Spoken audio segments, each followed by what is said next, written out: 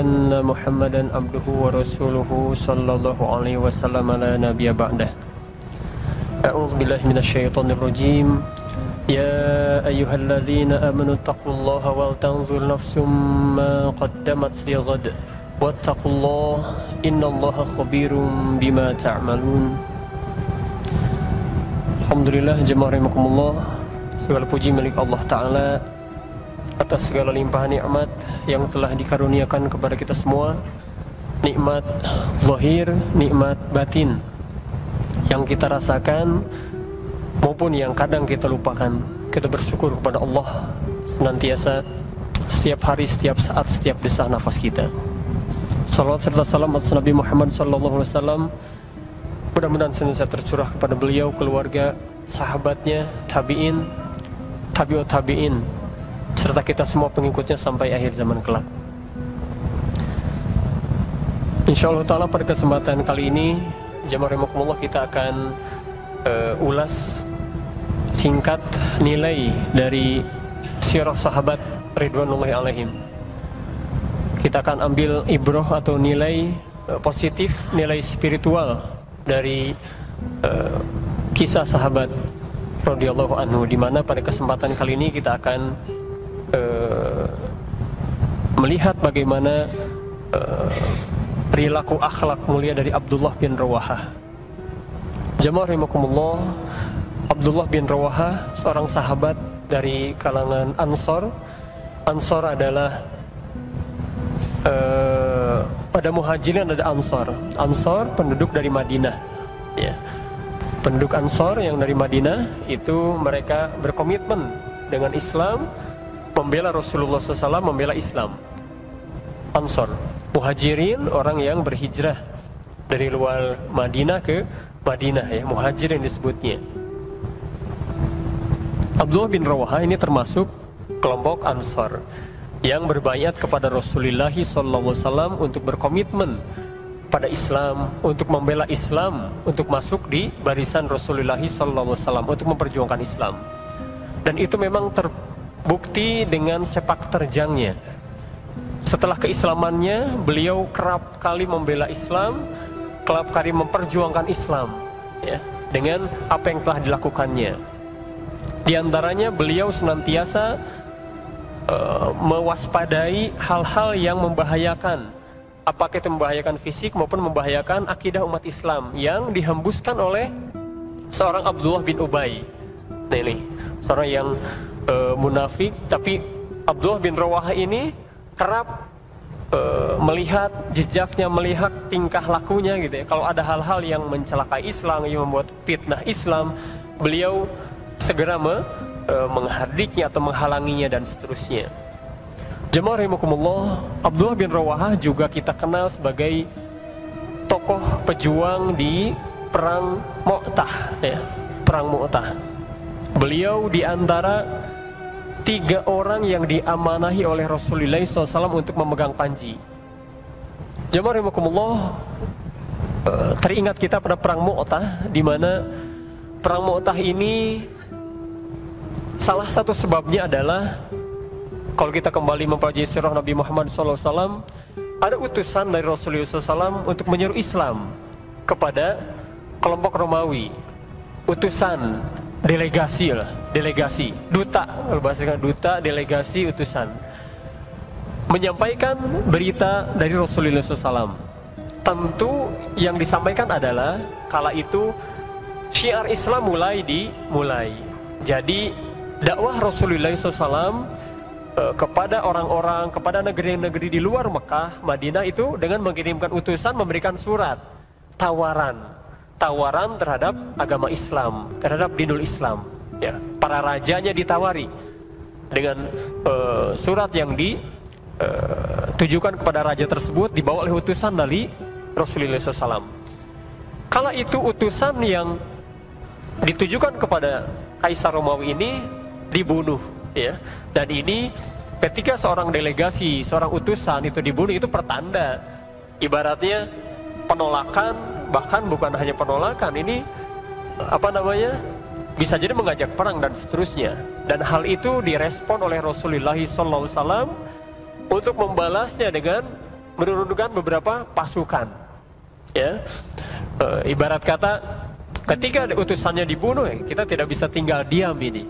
Ya, kalaulah mau menolak, mungkin menolak dengan baik-baik, tidak membunuhnya. Nah ini utusan Rasulullah ini dibunuh.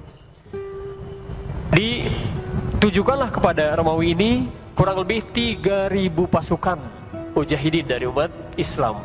3.000 pasukan oleh Rasulullah diterjunkan, ya. Dan bagaimana di kalangan Romawi? Kala itu kalangan Romawi menurunkan kurang lebih 200.000, ya, 200.000 orang. Bagaimana? Bisa dibayangkan, jemaah 3.000 orang melawan 200.000 orang, ya. Tapi luar biasa. Nanti endingnya memang tidak ada yang menang, tidak ada yang kalah memang endingnya, ya. Al-Kisah Rasulullah SAW singkat cerita memberikan amanah pasukan 3.000 pasukan pada perang Mu'tah ini kepada 3 orang. Orang pertama Zaid bin Harithah, memegang panji pasukan ini, komandan, dan memberikan amanah, jika seandainya Zaid bin Harithah ini syahid atau meninggal, alihkanlah panji pasukan Mu'tah ini ke Ja'far bin Abi Thalib.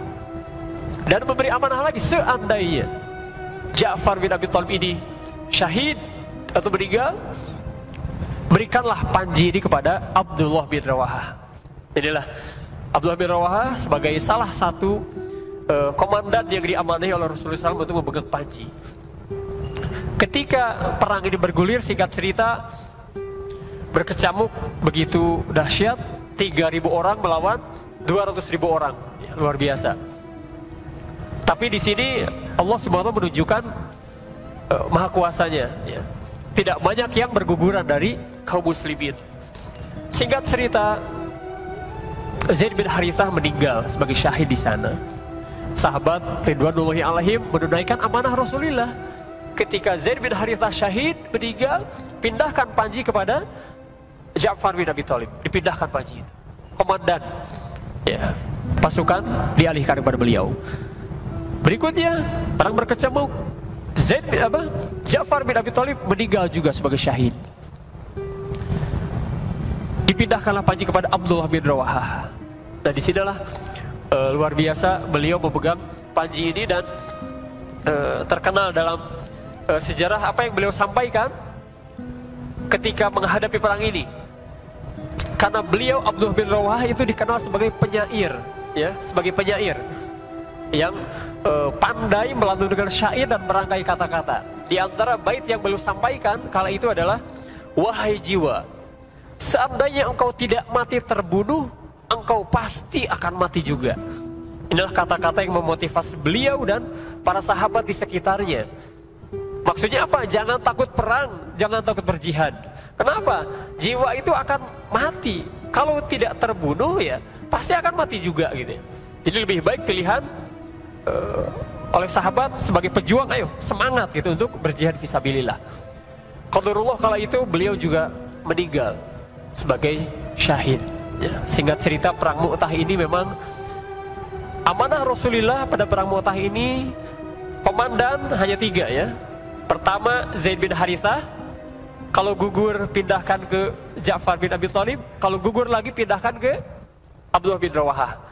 Para sahabat kali itu berijtihad, kepada siapa lagi ini akan dipindahkan panji pasukan ini. Singkat cerita, diambil alihlah oleh Khalid bin Walid. Para sahabat menolak untuk menjadi pengganti komandan pasukan. Mereka semua mendukung udah Khalid bin Walid saja. Singkat cerita, dengan kepiawaiannya Khalid bin Walid merubah skenario pasukan, ya, seperti itu.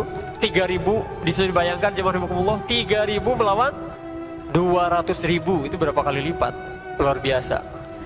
Karena kondisi memang agak berat, agak sulit, beliau cakap, piawai, cerdas, bersiasat. Akhirnya beliau akan membuat pasukan Islam mundur, tapi mundur teratur, bukan mundur begitu saja. Kalau mundur begitu saja, lari, bisa jadi pasukan yang 200.000 akan mengejar, mengepung yang 3.000 orang, bisa binasa begitu saja. Sebelum beliau mundur teratur sebagai suatu siasat, suatu strategi, beliau mengatur. Akhirnya singkat cerita sampailah pada satu siasat bagaimana agar musuh menganggap seolah-olah umat Islam itu banyak. Ya, akhirnya pasukan itu ditukar. Jemaah rahimakumullah, ini salah satu siasat beliau. Soft pasukan yang tadinya softnya di depan dipindah ke belakang, yang belakang dipindah ke depan, yang kiri pun sama, sayap kiri dipindah dengan sayap kanan dan seterusnya. Tentu dengan izin Allah, dengan pertolongan Allah, siasat ini berhasil membuat pasukan sedikit agak ketakutan. Kenapa? Wah, umat Islam bukan 3.000 orang lagi nih, udah nambah banyak. Tadi saya lihat fulan ada di sini, sekarang udah ganti orang. Kayaknya pasukan bertambah ini. Ada bala bantuan katanya, lumayan, itu membuat gentar musuh. Akhirnya ketika mereka mundur teratur, pasukan Romawi pun mundur teratur. Karena sama-sama takut, sama-sama mawas diri. Itulah siasat dari Khalid bin Walid. Dan itu berhasil. Kaum muslimin kali itu pulang kembali. Memang tidak ada yang menang, tidak ada yang kalah kali itu. Memang sempat dicemooh juga, sempat dicemooh oleh orang-orang muslim yang tidak berperang. Ibaratnya, ini lari, ini kabur dan seterusnya. Tapi Allah memberikan hikmah lain. Hikmah lain diantaranya adalah, nanti perjalanan ini pernah kita bahas, ini menuju awal fase Fathu Mekah, ya. Jadi ini suatu siasat, suatu strategi yang dampaknya luar biasa. Pertama, ada banyak yang kagum juga dengan perang Mu'tah ini. Kenapa? Luar biasa keberanian nyali mujahid. Nyalinya luar biasa, mentalnya luar biasa. 3.000 berani melawan 200.000 orang. Itu banyak orang yang angkat topi, yang kagum. Tidak sedikit yang memeluk Islam kala itu. Dan ada hikmah lain, ketika ada orang kaum kafir yang mencibir, mengecilkan, itu dalam surah Nabi sempat kita bahas, itu menjadi cikal bakal Fathu Mekah. Singkat cerita jemaah rahimakumullah, akan kita ambil hikmah pelajaran bahwa Abdullah bin Rawaha ini seorang sahabat dari Ansor, tapi beliau dengan izin Allah, beliau ingin membela Islam, ingin membela Islam, memperjuangkan Islam. Salah satunya tadi, apa yang dilakukan Abdullah bin Ubay, orang-orang munafik, beliau senantiasa mengawasinya agar tidak mengganggu akidah orang Islam, tidak mengganggu Rasulullah SAW. Dan beliau juga sempat dipuji oleh Rasulullah atas kepiawaiannya dalam bersyair, karena beliau juga sebagai ahli syair. Rasulullah SAW pernah memerintahkan kepada beliau untuk membacakan syair, ya. Akhirnya beliau sempat membacakan sebuah syair kepada Rasulullah SAW. Bunyinya artinya begini: wahai putra Hashim yang baik, sungguh Allah telah melebihkanmu dari seluruh manusia, memberimu karunia yang tidak diberikan kepada orang lain. Sungguh aku menaruh firasat baik yang kuyakini terhadap dirimu, suatu firasat yang berbeda dengan pandangan hidup mereka. Seandainya engkau bertanya dan meminta pertolongan mereka dalam memecahkan persoalan, mereka tidak akan menjawab atau membela. Karena itu Allah mengukuhkan kebaikan dan ajaran yang engkau bawa, sebagaimana Dia telah mengukuhkan dan memberi pertolongan kepada Musa. Dan seterusnya. Dan Rasulullah pun SAW bergembira dengan syair ini. Namun ada kalanya Abdullah bin Rawah bersedih dengan sebuah ayat, ya. Di sini dalam surat Asy-Syu'ara ayat 224 yang artinya, dan penyair-penyair itu diikuti oleh orang-orang yang sesat. Para penyair diikuti oleh orang yang sesat. Beliau gundah, galau, gulanah dengan ayat ini. Tapi beliau reda kembali, bahagia kembali, gembira kembali setelah menerima ayat pada nomor 227, masih pada surat yang sama. Kecuali orang-orang yang beriman, maksudnya adalah kecuali para penyair yang beriman dan berbuat kebaikan dan banyak mengingat Allah serta mendapatkan kemenangan setelah terzolimi karena menjawab syair orang-orang kafir. Maksudnya adalah para penyair juga menjadi orang yang gembira selama penyair itu beriman, menegakkan hujah, menegakkan yang hak, melawan syair-syair yang dikeluarkan oleh orang kafir, dilawan oleh syair-syair yang dikeluarkan oleh orang yang beriman. Jamaah rahimakumullah, kisah lain dari Abdullah bin Rawaha adalah kisah beliau yang menangis, terisak-isak ketika teringat sebuah ayat. Beliau menangis. Para sahabat yang sekelilingnya bertanya, kenapa engkau menangis wahai Abdullah bin Rawaha? Beliau menyampaikan kepada sahabatnya, saya menangis teringat suatu ayat. Ayat ini pada surat Maryam ayat 71-72. Wa in minkum illa wariduha kana ala rabbika hatman maqdiya thumma nunajjil ladzina taqaw wa nadharul zalimina fiha jithiya. Hikmah pelajaran bahwa jemaah rahimakumullah, pentingnya kita mentadabburi Al-Quran, bahwa bagaimana motivasi sahabat untuk mengamalkan Al-Quran. Kenapa? Mereka, para sahabat ridwanullahi alaihim, menerima Al-Quran dari Rasulullah SAW, menerima asbabun nuzul, memahami ayatnya, memahami maknanya. Abdullah bin Rawahah terkesan dengan dua ayat ini sampai beliau mencucurkan air mata. Mungkin kita harus berpikir, kenapa harus mencucurkan air mata? Artinya ayat ini surat Maryam ayat 71-72. Dan tidak ada seorang pun di antara kamu yang tidak mendatanginya. Maksudnya adalah neraka. Jadi semua orang akan mendatangi neraka. Orang beriman yang tidak beriman akan mendatangi neraka. Inilah hal yang membuat beliau menangis. Jadi beliau pun akan melewati neraka. Hal itu bagi Tuhanmu adalah suatu ketentuan yang sudah ditetapkan. Kemudian kami akan menyelamatkan orang-orang yang bertakwa dan membiarkan orang-orang yang zalim di dalam neraka dalam keadaan berlutut. Ayat 71 tadi membuat beliau gemetar, takut, menangis. Berarti semua orang akan melewati neraka, termasuk dirinya sendiri. Luar biasa. Ini nilai hikmah jamaah rahimakumullah dari seorang Abdullah bin Rawahah. Hidupnya visioner ke depan. Visioner ke depan bukan hanya di dunia saja, tapi akhirat beliau pikirkan. Episode kubur beliau pikirkan, episode mahsyar beliau kuburkan, sampai episode surga atau neraka beliau pikirkan. Menangis ya. Dimana para ahli tafsir menerjemahkan, menafsirkan ini menjadi tiga pengertian. Pertama, bahwa benar semua orang akan melewati neraka, orang beriman, orang yang tidak beriman. Tapi Allah menjadikan orang yang beriman dalam melewati neraka, menjadikan sekelilingnya itu dingin dan menyelamatkan. Itu yang pertama. Yang kedua, nah ini para ulama menguatkan ini, bahwasanya ayat ini memaknai bahwa kelak ada sirat atau jembatan yang ada di atas neraka, di mana semua orang akan melewatinya. Jadi ada yang menguatkan pendapat ini, bahwa maksud ayat ini adalah semua orang akan melewati sirat, yang akan melewati atau yang akan berada di atas neraka. Ya, jadi semuanya akan melewati itu. Yang selamat Allah akan selamatkan, yang celaka, yang ingkar, yang kufur akan dijatuhkan di neraka. Dan yang lain adalah, yang dimaksud ayat ini adalah orang-orang kafir yang ada di neraka. Jemaah rahimakumullah, pelajaran berharga dari beliau diantaranya adalah bahwa hidup harus visioner. Termasuk beliau, bagaimana orientasinya adalah tidak hanya berujung pada dunia, tapi berujung pada surgakah atau nerakakah. Tentu beliau menginginkan surganya Allah Azza wa Jalla, sehingga berdampak pada amal-amalnya. Berjuangnya fisabilillah, berjihadnya dengan syairnya, dan seterusnya untuk membela Islam. Mudah-mudahan kisah singkat sahabat ini memotivasi kita agar menjadikan, ketika visi kita adalah untuk ukhrawi, kita siapkan semua di dunia ini. Jadi memilah dan memilih apa yang akan kita lakukan. Dampaknya apa nih untuk akhirat?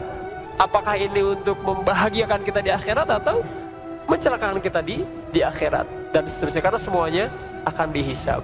Jamaah rahimakumullah, di antara hal yang mudah-mudahan memotivasi kita untuk memperbaiki kualitas ibadah kita adalah, kita ingat sebuah hadis yang diriwayatkan oleh Imam Ahmad, bahwasanya Abu Ayyub Al-Ansari menyatakan bahwa datang seorang pemuda kepada Rasulullah, ja'a rajulun ila Nabi sallallahu alaihi wasallam, dan berkata, "Ya Rasulullah, alimni wa aujiz." Faqala Rasulullah sallallahu alaihi wasallam, "Idza qumta fi salatika fashalli salata muwaddi'in wa la takallam bi kalamin ta'taziru minhu ghadan wa ajmi'il ya'sa bima fi aydin nas." Rawahu Ahmad. Jamaah rahimakumullah, seorang pemuda mendatangi Rasulullah SAW dan berkata, "Wahai Rasulullah, nasihatilah aku, berikan wasiat kepadaku dengan wasiat yang singkat. Yang singkat bagi Rasulullah adalah singkat, jelas, padat makna. Apa yang beliau sampaikan kepada pemuda tersebut? Wahai pemuda, idza qumta fi salatika fasholli salata muwaddi'in.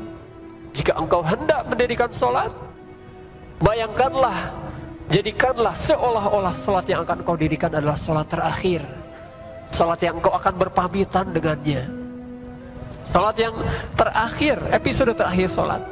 Sehingga melahirkan konsekuensi apa? Konsekuensi salat yang khusyuk, salat yang sebaik-baik salat kita persembahkan kepada Allah Azza wa Jalla. Rukunnya kita sempurnakan, kekhusyuannya kita tingkatkan. Salah satunya apa, jamaah rahimakumullah? Ketika kita bisa khusyuk, kita bisa faham makna apa yang kita baca dalam salat. Dari mulai takbir sampai salam, berusaha untuk faham apa yang kita baca sehingga kita bisa khusyuk. Ya. Salat sebagaimana salat itu terakhir bagimu. Jadi jamaah rahimakumullah, bayang ya, kalau misalnya kita mengalami satu episode terakhir, biasanya kita ingin apa? Terakhir yang baik gitu, husnul khotimah gitu, husnul khotimah. Demikian juga pada amalan-amalan lain. Setiap kita beramal, jadikanlah amalan itu terbaik, seolah-olah itu amalan terakhir. Kenapa? Agar kita tidak menjadi orang yang menyesal. Dalam Al-Quran Allah mengingatkan kita, wa anfiqu mimma razaqnakum min qabli an ya'tiya ahadakumul maut فيقول رب لولا أخرتني إلى أجل قريب فأصدق وأكن من الصالحين. Allah Ta'ala berfirman, dan infakkanlah dari sebagian apa yang telah aku rizkikan kepada kalian, min qabli ayyati ahadakumul maut, sebelum datang ajal menjemputmu. Kalau ajal sudah menjemput dan engkau menyesal, engkau akan berkata, fayaqula rabbi laula akhartani ila ajali qarib. Wahai Rabbku, seandainya engkau mengakhirkan ajalku sebentar saja, sejenak saja, fa asaddaq wa akum minas solihin, maka aku akan bersedekah dan aku akan menjadi orang yang soleh. Itu kata-kata siapa, jamaah rahimakumullah? Itu kata-kata orang yang menyesal tapi ajal sudah menjemputnya. Oleh karena mudah-mudahan kita senantiasa bisa menghadirkan setiap amal, sebaik-baik amal kita persembahkan kepada Allah, seolah-olah itu adalah amalan terakhir kita. Sedekah-sedekah yang terbaik seolah-olah sedekah yang terakhir. Bermuamalah yang terbaik, hak kewajiban orang lain penuhi. Jangan sampai kita menyesal kelak di akhirat. Jemaah rahimakumullah, nilai kedua dari hadis tadi bahwa wala takallam bikaramin ta'taziru minhu ghadan. Janganlah engkau berkata, berucap dengan kata-kata yang akan engkau sesali di kemudian hari. Para ulama menafsirkan bahwa esok hari di sini bisa jadi esok hari di dunia. Sekarang Rabu, Kamis, Jumat, atau esok hari nanti di akhirat kita sesali. Sehingga mari kita manage lisan kita, sehingga apa yang keluar dari lisan kita hanya yang baik, yang benar saja. Dalam hadis lain disampaikan, "Man kana yu'minu billahi wal yawmil akhir falyaqul khairan aw liyasmut." Dan barang siapa yang beriman kepada Allah dan hari akhir, maka berkatalah yang baik atau diam. Pilih kata-kata. Seberat apapun tekanan, sepanas apapun emosi, berpikir 1000 kali pikir sebelum kita berucap. Jangan sampai kita menyesal. Berapa banyak orang-orang yang keliru lisannya sehingga berdampak buruk, berdampak jelek dan seterusnya. Seorang artis mungkin ada beberapa artis yang berceloteh, bercanda, menyudutkan salah satu agama dan seterusnya, viral. Ada yang mencemooh, ada yang menghujatnya. Akhirnya esok hari harus minta maaf, mohon maaf dan seterusnya. Dan mudah-mudahan tentu kata-kata yang hak, kata-kata yang benar harus kita berani menyampaikannya. Kata-kata yang hak sama itu benar harus berani kita menyampaikannya. Jamaah rahimakumullah, mudah-mudahan kita senantiasa membimbing lisan kita karena orientasi kita, visi kita akhirat, sehingga memilih apa yang kita katakan.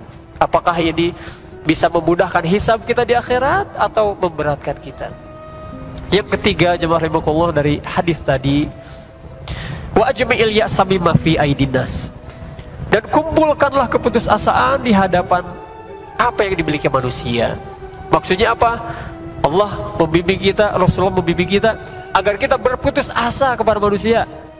Maksudnya apa? Bergantunglah hanya kepada Allah Azza wa Jalla. All out, 100% tawakal kepada Allah. Adapun manusia, adapun alam dunia, media kita untuk berikhtiar, media kita untuk berusaha. Adapun tawakal kepada Allah. Jadi nilai yang ketiga ini bukan berarti mengabaikan usaha, bukan berarti kita ongkang-ongkang kaki santai duduk menanti keputusan Allah, tidak. Berusaha, berikhtiar. Hakikatnya 100% kita tawakal kepada Allah Azza wa Jalla. Wa may yattaqillaha yaj'al lahu makhraja wa yarzuqhu min haitsu la yahtasib.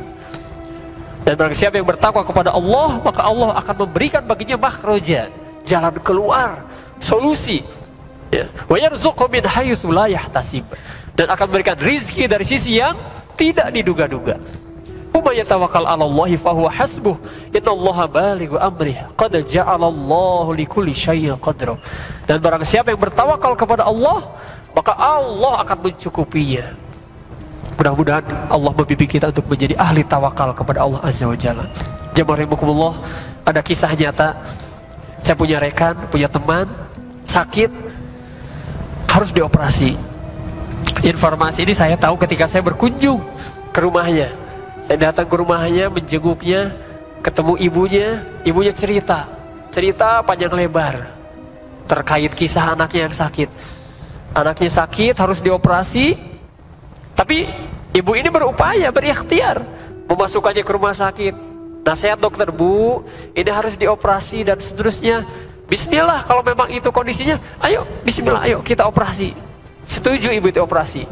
Tapi jamaah rahimakumullah, siangnya berusaha, malam hari di sepertiga malam terakhir, beliau sholat. Beliau berdoa kepada Allah Azza wa Jalla, mengetuk pintu langit, di mana sepertiga malam terakhir, doa-doa akan diijabah. Allah turun ke langit dunia di sepertiga malam terakhir.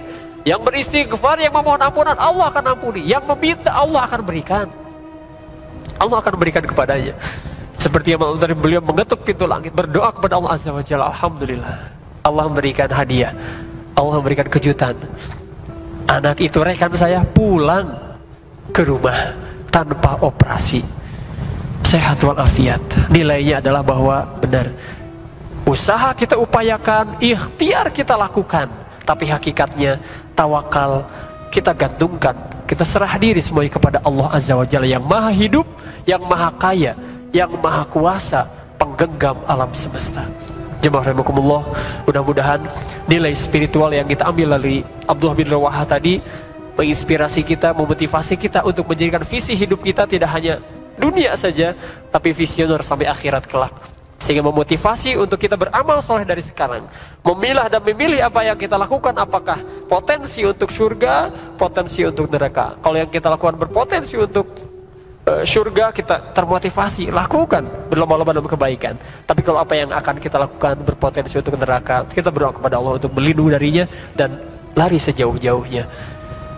Termasuk hadis tadi mudah-mudahan menjadi motivasi juga bagi kita bahwa ketika kita beramal, khususnya dalam sholat, bayangkan sholat itu adalah sholat yang terakhir, sehingga kita bisa menghadirkan sholat kita dengan sholat yang sebaik-baik sholat kita persembahkan kepada Allah Azza wa Jalla. Juga mudah-mudahan kita bisa memanage lisan kita, menjaga lisan kita, sehingga yang keluar hanya kata-kata yang baik dan yang benar. Dan yang ketiga, mudah-mudahan Allah membimbing kita untuk menjadi ahli tawakal, ahli berserah diri hanya kepada Allah Ta'ala, tidak berharap kepada makhluk, tidak berharap kepada apa yang dimiliki makhluk, tapi kita upayakan usaha, ikhtiar. Hakikatnya kita bertawakal kepada Allah Azza wa Jalla. Jamaah rahimakumullah, mudah-mudahan tausiah singkat ini bisa memberikan kebaikan untuk kita semua, khususnya untuk saya pribadi. Mohon maaf atas khilaf. Al-haqqu min rabbika fala takunanna minal mumtarin. Kebenaran hanya datang dari sisi Allah Ta'ala. Mudah-mudahan kita tidak menjadi ragu, tidak menjadi orang yang ragu terhadapnya. Subhanakallahumma bihamdika asyhadu an la ilaha illa anta astaghfiruka wa atubu ilaik. Wassalamualaikum warahmatullahi wabarakatuh.